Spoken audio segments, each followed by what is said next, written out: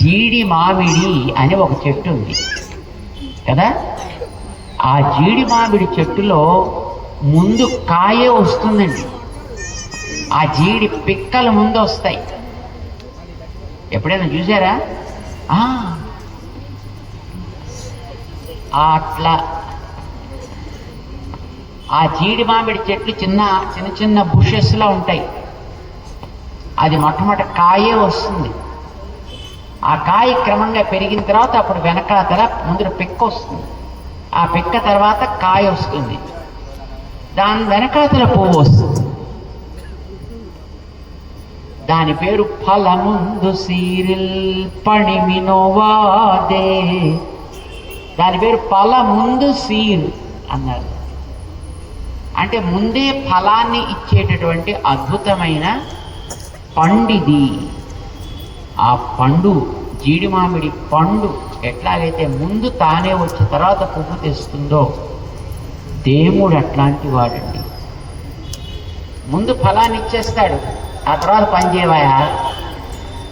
మనకి చూడండి, ఉద్యోగాలు చేసేటప్పుడు నెల రోజులు మనం చేస్తే అప్పుడు ఆ నెలకి తగ్గ జీతం ఇస్తారు. కానీ ఎవరైనా మీకు ముందు జీతం ఇచ్చేసి ఈ నెలకి నువ్వు పని చేయంటే మర్నాడు మళ్ళీ మీరు ఆఫీస్కి వెడతారా? పైసలు వచ్చాక ఇంకెందుకు? కానీ దేవుడు అనేవాడు ముందు ఫలాన్ని ఇచ్చేవాడు, తర్వాత మీరు చేసే పూజలు పునస్కారాలు శ్రమలు ఇవన్నీ. మీరు ఎప్పుడైనా దక్షిణ భారతదేశంలో శ్రీవిల్లిపుత్తూరు లాంటి గుళ్ళకి వెళ్ళాలి. అక్కడికి వెడితే గుళ్ళో పొద్దున్న పారాయణలు అవన్నీ చేస్తారు కదా, సేవాకాలం గట్రా చేస్తారు.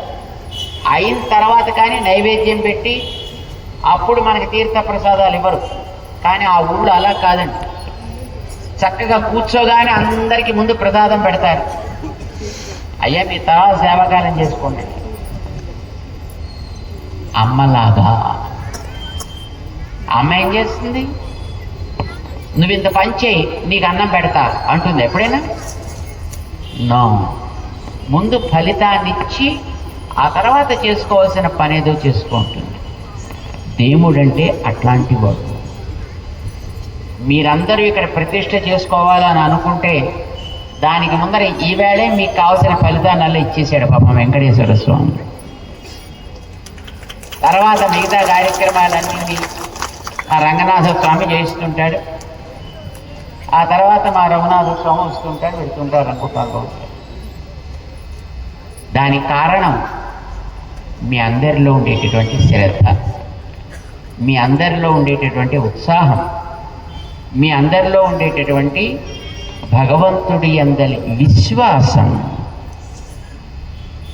చాలా బాగుంది. ఇందాక మేము ఇక్కడికి వచ్చినప్పుడు మిమ్మల్ని అందరినీ పాపం కూర్చోమన్నారు. ఇక్కడ చక్కగా క్రమశిక్షణగా కూర్చున్నారు మీరందరూ. లేచొచ్చి లోపలికి హడావిడి పెట్టేసి గడబడి చేసేసి యూ డిడ్ంట్ డూ దట్.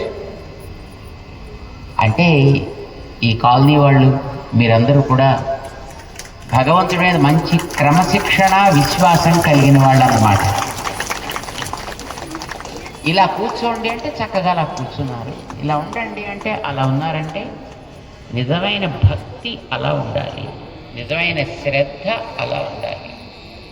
ఆ శ్రద్ధని చూసే దేవుడు వస్తాడు.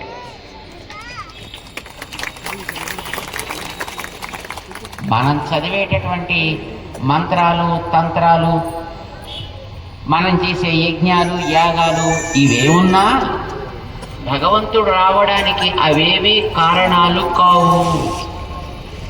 ఏది కారణం? మనకుండేటటువంటి విశ్వాసం, మనకుండేటటువంటి ప్రేమ. దేవుడి విషయంలో ఉండే ప్రేమకి భక్తి అని పేరు. ప్రేమే, కానీ అది ఎవరెవరి విషయంలో ఉంటే దానికి పేర్లు మారుతూ ఉంటాయి. తండ్రికి పిల్లవాడి మీద ప్రేమ ఉందనుకోండి, ఏమంటారు దాన్ని? వాత్సల్యం. మంచి మాట చెప్పావా. పిల్లవాడికి తండ్రి మీద ప్రేమ ఉందనుకోండి, ఏమంటారు? గౌరవం. సమాన వయస్కుడికి తన తోటి వయస్సు వాడి మీద ప్రేమ ఉందనుకోండి, ఏమంటాం? స్నేహం. స్నేహం, మైత్రి. ఒక మగవాడికి ఆడదాని మీద, ఒక ఆడదానికి మగవాడి మీద ఉందనుకోండి ప్రేమ, ఏమంటారు? కామం. రైట్? తిండి మీద ఉందనుకోండి, ఏమంటారు?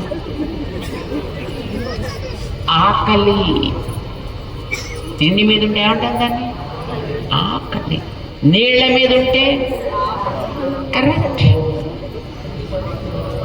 దేవుడి మీద ఉంటేనో దాన్నే భక్తి అని అంటాం. దీనికే నేను కరుగుతాను తప్ప మరొక దానికి కాదు సుమా. భగవద్గీతలో స్వామి చెప్పారు, నాహం వేదైః న తపసా న దానేన న చ ఇజ్యయా శక్యః. అర్జున, నాహం వేదైః, నువ్వు చదివేటటువంటి వేదాల వల్ల నేను ప్రసన్నుణ్ణి కాను. న తపసా, కూర్చుని నేను ఒంటి కాలు మీద నిలబడి గాలినే ఆహారంగా తీసుకుంటూ తపస్సులు చేస్తా, గడ్డాలు మీసాలు పెంచేసుకుని, అలాంటి తపస్సుల చేత నేను ప్రసన్నుణ్ణి కాను.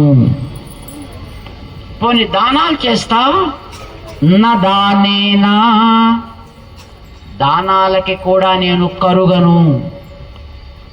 పోని హోమాలు చేస్తా, నచ ఇజ్యయా శక్య, అంటే దేనికి దొరకవా? నో. అయితే నీకు నమస్కారం వెళ్ళొస్తా అన్నాడు. నువ్వు దేనికి దొరకకపోతే నీ వెంటెందుకే నేను పడ్డాం? ఏదో ఒకదానికి కరుగుతా ఉంటే అదేదో నేను చేస్తా. అసలు దేనికి కరగను ముద్దురాయిలాగా అంటే నీవు నాకెందుకు, నా దారి నేను పోతానన్నాడు పాపం. ఎవరు? అర్జునుడు. ఇలారా పిలిచాడే. అహం శక్యః శక్య ఏవం విధో ద్రష్టుం దృష్టవానసి మాం యథా. అర్జున, నువ్వు నన్ను చూసావా లేదా? చూసినా. ఎట్లా చూసినావు? ఎట్లా చూసినావు అంటే నువ్వు చూపించావు, నేను చూసినా. భగవంతుడు విరాట్ రూపాన్ని చూపించాడు కదండి అర్జునుడికి. ఎలా చూపించాడు? ఎవరు చూపించారు? అర్జునుడు అడిగితే చూపించాడు ఆయన? నో, అడగాలని కూడా తెలియదు ఆయనకి అసలు. మరి ఎట్లా చూపించాను నేను? నీ అనుగ్రహం వల్లనే చూపావు. That's all it is. శక్య ఏవం విధో ద్రష్టుం దృష్టవానసి మాం యథా. నువ్వు నన్ను ఎట్లా చూసావో ఎవరికైనా అదే రూల్. నువ్వెట్లా చూసావు? నువ్వు చూపిస్తే చూసావు. ఎవరికైనా అంతే. వాళ్ళ ప్రయత్నాల చేత నేను అందను. నాకు కనిపించాలని అనిపిస్తే కనిపిస్తా. మీ దేవుడి దాకా ఎందుకండి? సూర్యుడిని మీరు చూసారా? సూర్యుడిని ఎంతమంది చూశారు? అరే మీరెవరో చూడలేదా? మరేంది అట్లా చూస్తూ? సూర్యుని చూసారా లేదా? ఏం చేస్తే మీకు కనిపించాడు సూర్యుడు? కళ్ళు కళ్ళు తెరిస్తే. మీరేమైనా చేస్తే కనిపిస్తాడే? ఇప్పుడు నాకు కనిపించాలి సూర్యుడు అని అనిపిస్తోందండి. ఏం చేయమంటారు చెప్పండి? ఏ మంత్రాలు చదవమంటారా? వస్తాడా? తంత్రాలు చేయమంటారా? వస్తాడా? నువ్వేం చేసి ఏడ్చి మొత్తుకున్నా గీ పెట్టినా నీకు సూర్యుడు కనిపించడు. మరి కనిపించకపోతే ఇంకెందుకండి, నా దారి నేను పోతా. నువ్వు ఏం చేయక్కర్లేదా, చక్కగా అలా కూర్చో. ఆయనే వస్తాడు. ఆయనంతటా ఆయన వచ్చినప్పుడు నువ్వేం చేయాలి? ఏం చేయక్కర్లేదు, ఏం చేయక్కర్లేదు. మీకు ఎన్ని రోజులు ఆయన వచ్చి కనిపించండి చెప్పండి. అరే రోజు పొద్దుగాల కనిపిస్తూనే ఉన్నాడండి ఆయన. పోనీ మీరు ఎప్పుడైనా సూర్యుడా నువ్వు వచ్చావు కదా, నాకు ఎలక్ట్రిసిటీ ఖర్చు తగ్గించావు కదా, అంచేత నీకు థ్యాంక్స్ అని ఎప్పుడైనా చెప్పారా మీరు? ఎవరు చెప్పారో చెప్పండి ఒకసారి నాకు. నిజంగా చెప్పండి, ఊరికి ఉత్తుత్తి కబుర్లు కాదు. ఆయనకి ఎప్పుడైనా థ్యాంక్స్ చెప్పామా? ఆయన చేసిన ఉపకారానికి నీ నుంచి థ్యాంక్స్ కూడా ఆయన ఎక్స్పెక్ట్ చేయటం లేదు. నీ థ్యాంక్స్ ఎవరికి కావాలా? ఆయన ఇవ్వాలనుకున్నాడు, ఇస్తున్నాడు అంతే. ఆయన రావటానికి ఎవ్వడు ఏం చెయ్యక్కర్లేదు. నువ్వు ఏం చేసినా ఆయన రాడు. ఆయన రావద్దు అనుకుంటే, ఇప్పుడు ఆయన రావద్దు అనుకున్నాడు, నువ్వు ఏం చెయ్యి, నువ్వు పడి దొర్లు, అయినా ఆయన రాడే. అరే పొద్దున్న ఆయన వచ్చినప్పుడు నువ్వేం చేయక్కర్లేదు, అట్లా కూర్చో బస్. ఇలా పైన అడ్డు పెట్టుకోకుండా కూర్చో. నువ్వు చేయగలిగిన పని అంతే, పైన ఏమి అడ్డు పెట్టుకో. లేదు నేను బుర్ర ఎత్తరండి, నాకు కనిపించాలి అనకు. బుర్ర ఎత్తు, కళ్ళు ముయ్యకు, కళ్ళు తెరు. కళ్ళు ఉంటే లేనివాడికి మనం ఏం చేయలేం, రైట్? రావటానికి నీ ప్రయత్నం ఏది పనికిరాదు. కానీ ఆయనంతటా ఆయన వచ్చినప్పుడు ఎవ్వడు ఆయనని అడ్డలేడు. నువ్వేమైనా పైన అడ్డుపెట్టు కూర్చుంటే నీ ప్రారంభం, దానికి ఆయన ఏం చేయలేడు. దేవుడైనా అంతే. నీ మంత్రాలకో, నీ తంత్రాలకో, నువ్వు చేసే దానాలకో, ధర్మాలకో, నువ్వు చేసే యాగాలకో, యోగాలకో ఆయన ఏ రకంగానూ కరిగి రాడు. మరి దేనికి కరుగుతాడండి ఆయన? నీ భక్తికి కరుగుతాడు. భక్త్యా త్వనన్యయా శక్యః అహమేవం విధోర్జున. భక్తికి తప్ప మరొక దానికి కరిగేవాడు కాడాయన. అదేనే ఇంకా బోళ్ళు ఉన్నాయి కదా, ఏదో ఒక దానికి నువ్వు రావచ్చు కదా. పోనీ ఏమన్నా నీకు చిన్న సర్పంచ్ పదవి వస్తావా? నీకు కార్పొరేటర్ పదవి వస్తావా? ఏం అక్కర్లేదు ఆయనకి. ఆయన రావాలనుకుంటే వస్తాడు. నా నేచర్ అది. ఒక్కొక్కడికి ఒక్కొక్క నేచర్. మిరపకాయకి నేచర్ ఏంటి? సాల్ట్ క్రిస్టల్కి నేచర్ ఏంటి? ఉప్పగా ఉండుట. మన బుద్ధికి నేచర్ ఏంది? కుదురు లేకుండుట, వంకర తిరుగుట. కుక్క తోకకి నేచర్ ఏంటి?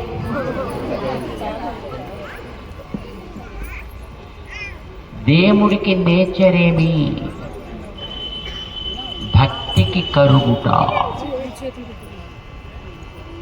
ఏ కోరిక లేకుండా సాగే ప్రేమకి కరుగుట. ఇది భగవంతుడికి నేర్చి.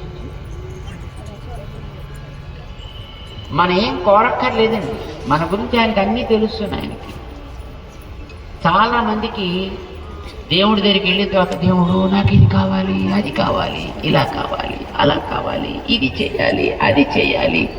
చెప్తారా చెప్పరా? ఇప్పుడు తక్కువమంది దేవుడు ఇక్కడికి వచ్చి నిలబడ్డాడు అనుకోండి,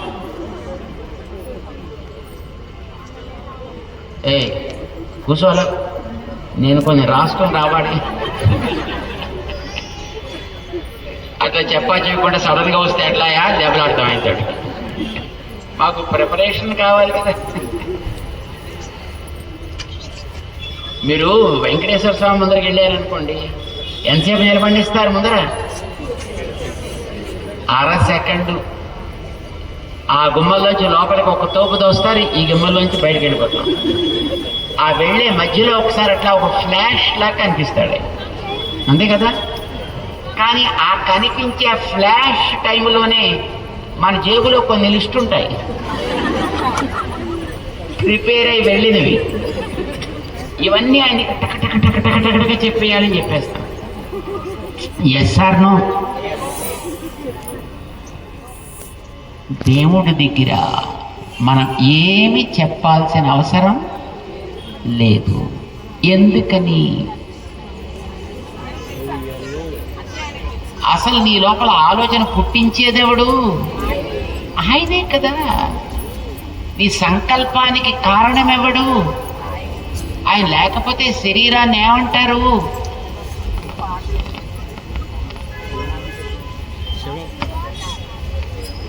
అరే త్వరగా తీయండిరా, త్వరగా తీసి కారు ఎక్కించండి రా బాబు, ముందు అక్కడికి ఎక్కడికో వెళ్ళాలి, వైకుంఠానికో కైలాసం. ఏం చేస్తారు లోపల? ఆయన కనుక బయటికి వెడితే కంటికి కనిపించకుండా చేస్తారు, అంతేనా? ఇంట్లో పెట్టుకుంటారా? డీప్ ఫ్రీజర్లు ఉన్నాయి కదా అని పెట్టుకుంటారా? నో.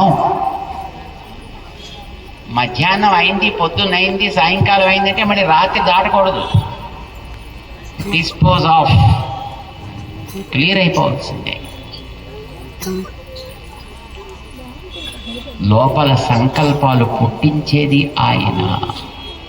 ఆయన దగ్గర మళ్ళీ నువ్వు నాకు ఇది కావాలి అది కావాలని చెప్పాలనా? అరే ఆయనకి తెలీదా? మనకి అది తెలియదు.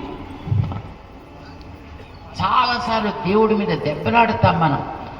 ఏమయ్యా, నేను నీకు రోజు గంట సేపు పూజ చేస్తుంటే నాకు ఇట్లా నా చేసేది, నా పరీక్ష ఇట్లా నా చేసేది, నా ఫ్యామిలీని ఇట్లా నా చేసేది, నా బిజినెస్ని ఇట్లా నా చేసేది, నా పనిని అట్లా నా చేసేది. అరే ఏందే, ఎంత దెబ్బలాడుతా ఉండే దేవుడి మీద? అరే దెబ్బలాడ్డు ఎందుకయా? నీకు ఏది చేయాలో ఆయనకి తెలీదా? ఆయన ఫూలు, మనమే గొప్పవాళ్ళం అని మన ఉద్దేశం. అందుకోసం ఆయన మీద దెబ్బలాడతాం. కష్టాలు వస్తాయి జీవితంలో, ప్రతి వాడికి కూడా. తెలుసా తెలియదా మీకు? దేవుడి దగ్గర వెళ్ళి దేవుడు నాకు ఏ కష్టాలు వద్దు అడుగుతారా? అడగరా? అడగచ్చా? అలాగా కష్టాలు రాకూడదా? తన అన్నగారు ద్రౌపదికి కృష్ణుడు నేరుగా ఆయన ఉండే కాలంలోనే ఉంది. ఆవిడ అత్తగారు కుంతీదేవి కృష్ణుడు ఉండే కాలంలోనే ఉంది. కృష్ణుడికి సాక్షాత్తు ఆవిడ మేనత్త.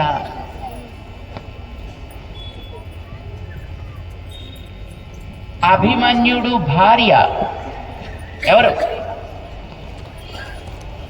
ఉత్తర. కృష్ణుడు ఉండే కాలంలోనే ఉంది. ఎన్ని కష్టాలు వచ్చాయండి పాపం వాళ్ళకి, తెలుసునా మీకు? సామాన్యమైన కష్టాలు వాళ్ళకు వచ్చినవి. కుంతీదేవికి పాపం అడవులు పడి తిరగాల్సి వచ్చింది కదండి.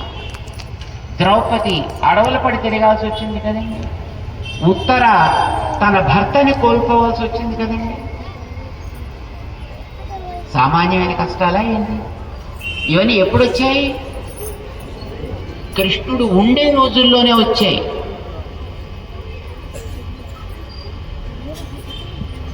కానీ వాళ్ళు ఎవరైనా దేవుణ్ణి తిట్టారా ఎప్పుడైనా? ఎందుకు తిట్టలేదు? తిట్టకపోవడం కాదండి, ఒక అందమైన సన్నివేశం ఉంది.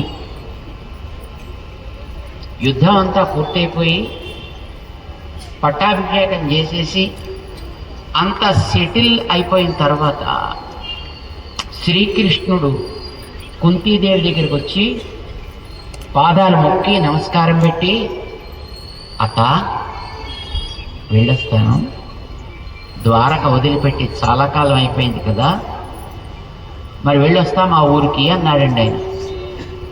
అప్పుడు కుంతీదేవి ఒక అందమైన మాట చెప్పిందండి.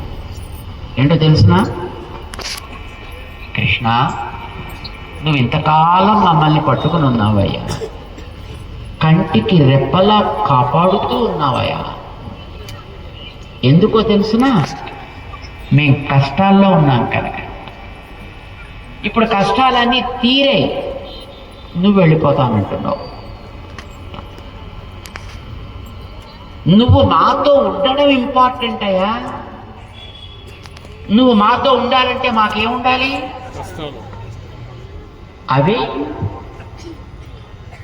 అది కష్టమా, సుఖమా, ఇష్టమా, నష్టమా ప్రశ్న కాదయా. నువ్వు మాతో ఉన్నావా లేదా అనేది నాకు ఇంపార్టెంట్. నువ్వు నాతో ఉండడానికి కష్టాలే కనుక కారణమయ్యేటైతే మాకు కష్టాలే భయా, నో ప్రాబ్లం.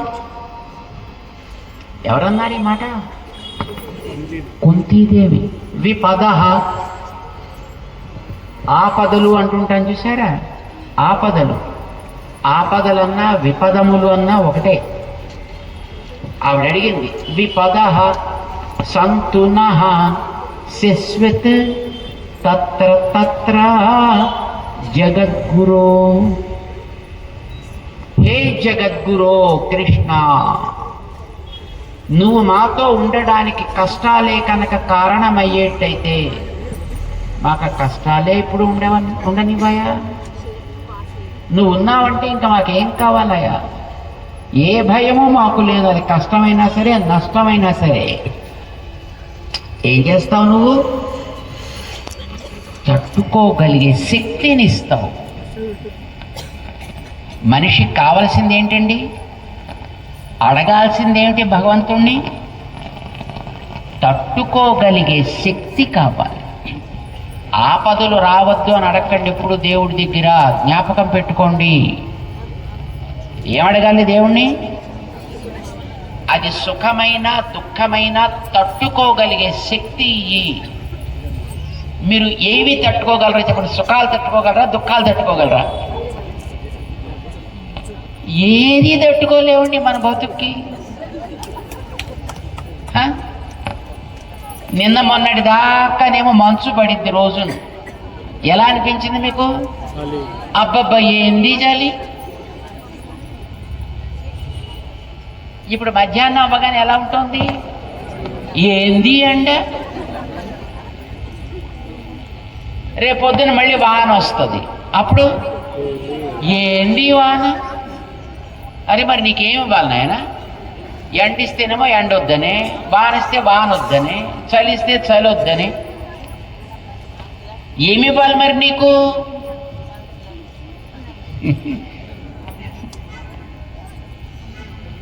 దేవుడు వాననిచ్చాడు అనుకోండి. పాపం మీరేమో బయటికి వెళ్ళారు సినిమాకి వెడదాం కదా అని. వాన వచ్చింది, మంచిదా కాదా? ఏ మంచిదండి, బట్టలన్నీ తడిసిపోయి. అరే నీకు బట్టలు తడిసిపోయి ఉండొచ్చు, నీరు పడ్డం ప్రపంచానికి మంచిదా కాదా? నువ్వు నీకు కష్టం అనుకుంటున్నావు, అది ఇంకొకటికి సుఖం కావచ్చు. నీవు నీకు సుఖం అనుకుంటున్నావు, అది మరొకటికి కష్టం కావచ్చు. ఏమండి? కష్ట సుఖాలు అందరికీ సమానంగా ఉండవు. ఒకడికి సుఖమైనది మరొకడికి కష్టం కావచ్చు, ఒకడికి కష్టమైనది మరొకడికి సుఖం కావచ్చు, ఒకడికి కష్టమో సుఖమో కానిది మరొకడికి ప్యాసివ్ ఉదాసీనం కావచ్చు. నీకు బాగాలేదు కదా అని అందరికీ అది బాగుండదా?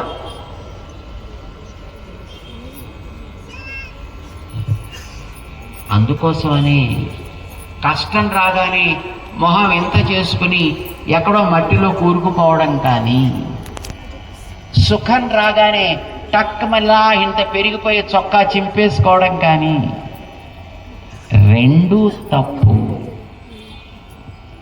ఏం కావాలి? తట్టుకునే శక్తి కావాలి.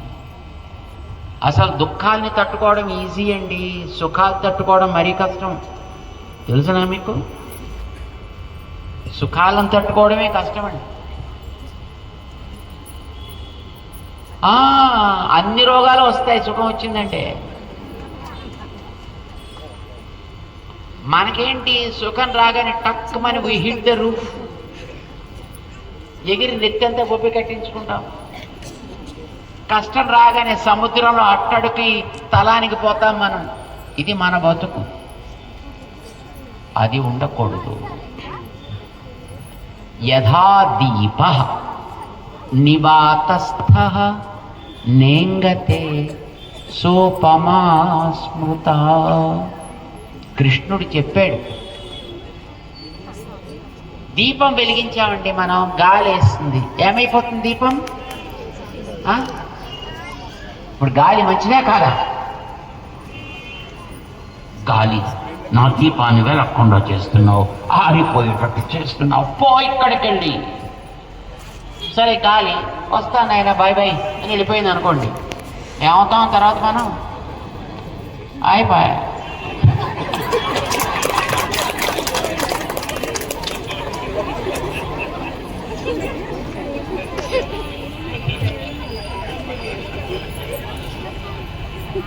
నువ్వు దీపం వెలిగించుకుందావు కానీ గాలి గాడికి వెళ్ళిపోవాలనా ఏంది?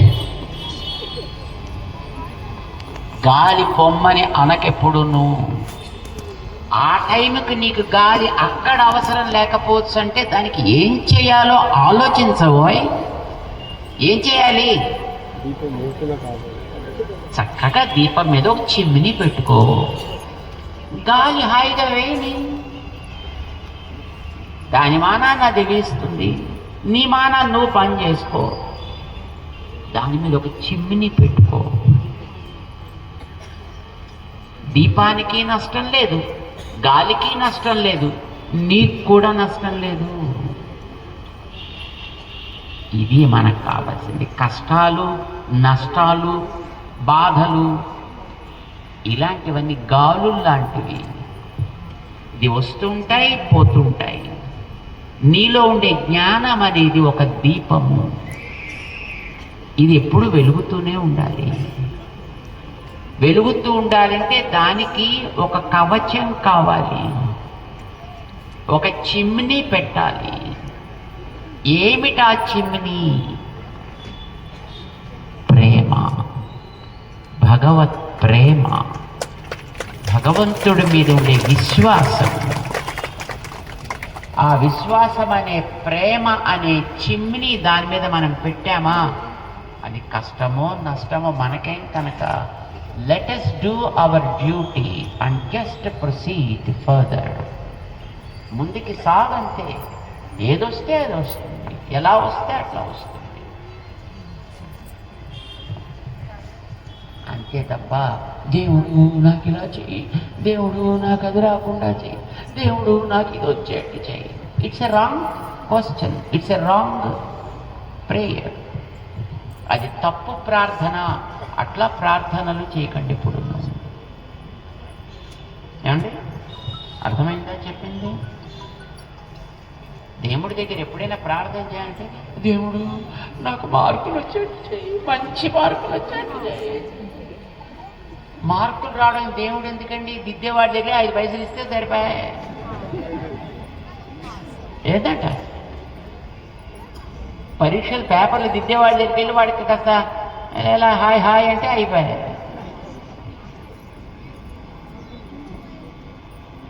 సరే మార్కులు వచ్చాయనుకోండి, దేవుడు ఈ సర్టిఫికెట్తో ఉద్యోగం వచ్చేట్టు చేయి. సరే ఉద్యోగం వచ్చాయి. అయ్యో ఆఫీసర్ క్రూరంగా ఉన్నాడు, సరే మంచిగా మార్చాడు.